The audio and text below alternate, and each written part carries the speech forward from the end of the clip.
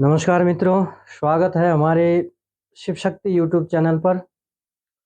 आज हम चर्चा कर रहे हैं सूर्य देव अंतिम भाव में यानी कि द्वादश भाव में स्थित हो तो ऐसे जातक जातिकाओं को जीवन में क्या क्या फल प्राप्त होते हैं, जीवन शैली कैसी होती है, इन सब चीज़ों के बारे में जानकारी देते हैं। उससे पहले आप लोगों से निवेदन है कि हमारे इस यूट्यूब चैनल को सब्सक्राइब ज़रूर कीजिए, लाइक शेयर कीजिए हमारे वीडियो को, ताकि अन्य सनातन धर्म प्रेमियों को, जिज्ञासुओं को यह वीडियो सभी के पास पहुंच सके। तो अब जिनके भी जातक जातिका के द्वादश भाव में सूर्यदेव हैं, वह थोड़ा उदासीन होते हैं। उनके वाम नेत्र, बाईं आंख और मस्तिष्क से संबंधित कोई परेशानियां जीवन में झेलनी पड़ती है।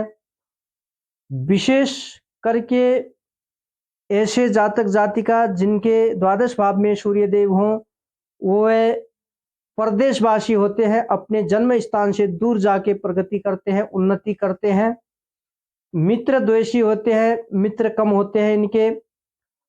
आमदनी अब विशेष तौर पर यह जो है कि सूर्य की दशा, अंतर दशा में यदि सूर्यदेव पीड़ित हों, खराब हों, तो आमदनी कम, खर्चा ज़्यादा का माहौल बन जाता है। ऐसी स्थिति हो जाती है कि आमदनी कम और खर्चा ज़्यादा हो जाता है। कुटुंबों के स्वास्थ्य के लिए भी यह जातक जातिका खर्च करते हैं। खर्चा करना पड़ेगा, नहीं चाहकर भी खर्चा करना पड़ेगा, खर्च करना पड़ेगा।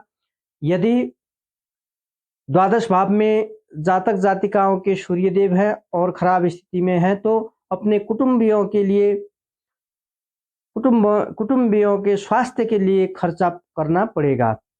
यदि नीच स्थिति में हो, नीच का मतलब 7 लिखा हो द्वादश भाव में, यदि जिस किसी का भी 7 लिखा हो द्वादश भाव में, तो ऐसे जातक जातिकाओं को दिल का दौरा पड़ सकता है और एक बार जीवन में, कम से कम एक बार अपमानित जरूर होना पड़ेगा, अगर सूर्यदेव पीड़ित हों या नीच के हों तो। ऐसे जातक जातिकाओं को पिता का सहयोग कम मिलेगा। परंतु अब अच्छी बात यह है कि यदि सूर्यदेव 6, 8, 12 के स्वामी हो तो, यानी कि सिक्स्थ हाउस में, सिक्स्थ भाव में 5 लिखा हो या 8th भाव में 5 लिखा हो या द्वादश 12वां भाव में 5 लिखा हो, तो इस अवस्था में क्या होता है, सूर्य जातक के जीवन में अच्छे फल ज्यादा देते हैं। राजसी जीवन जिए गए ऐसे जातक जातिका जिनके भी 6, 8, 12 के मालिक होकर सूर्यदेव 12वां भाव में स्थित हो तो अच्छा जीवन होता है। इन जातकों के शुरुआती जीवन में, शुरुआती जीवन का मतलब जो है कि जब यह अपने मेहनत से पैसे कमाने लगते हैं, तब के शुरुआती जीवन में जातक को आमदनी से लेकर दिक्कत होती है।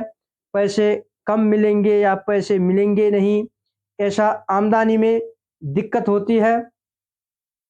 ऐसे लोग दान देने में माहिर होते हैं, दान देने के लिए हिचकिचाते नहीं, और विदेशों में बहुत अच्छा होता है।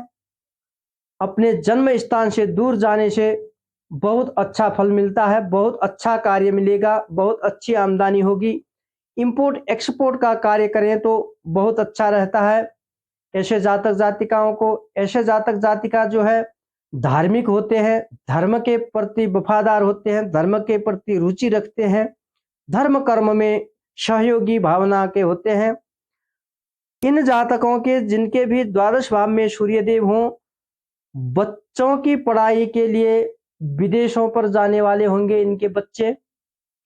और जो है, यह जातकों में एक यह बड़ा गुण दिखाई दिया है कि इन जातकों की क्वालिफिकेशन ना होते हुए भी, शैक्षिक योग्यता ना होते हुए भी अपने जो है कि टेक्निकल नॉलेज, खास तौर पर टेक्निकल नॉलेज, अपनी टेक्निक से जो है यह बहुत अच्छा कार्य कर सकते हैं, बहुत ऊंचे पद तक जा सकते हैं, बहुत ऊंचा सम्मान मान मिल सकता है इनको। अब ये हुई बात, अच्छी बात भी हुई, बुरी बात भी हुई। अब इन बातों की जो है स्थिति जीवन में कितनी प्राप्त होगी, ज़्यादा मिलेगा, कम मिलेगा, इसको जानने के लिए क्या होगा, सूर्यदेव की स्थिति देखनी पड़ेगी, सूर्यदेव की डिग्री, सूर्यदेव जो है किसकी राशि पर है, शत्रु की राशि पर है, मित्र की राशि पर है, सम ग्रह की राशि पर है, किसके साथ बैठे हैं, शुभ योग अशुभ योग क्या बना रखा है, दृष्टि किन किन ग्रहों की है, शुभ ग्रहों की दृष्टि है, अशुभ ग्रहों की दृष्टि है, शत्रु की दृष्टि है, मित्र की दृष्टि है, किसी के साथ बैठकर योग, शुभ योग अशुभ योग की बात हो गई, और सूर्यदेव किस भाव के स्वामी होकर द्वादश में बैठे हैं। इन सब चीजों को देखकर ही प्रिडिक्शन करने के बाद ही पता चलेगा कि सूर्यदेव आपके जीवन में कितना परिमाण देंगे, जो अभी हमने चर्चा किया।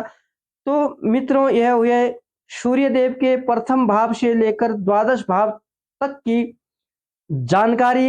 अब इसके बाद हम चंद्रमा की जो है, चंद्रदेव की लग्न से लेकर द्वादश भाव तक की पूरी जानकारी एक एक करके आप लोगों के समक्ष प्रस्तुत करेंगे।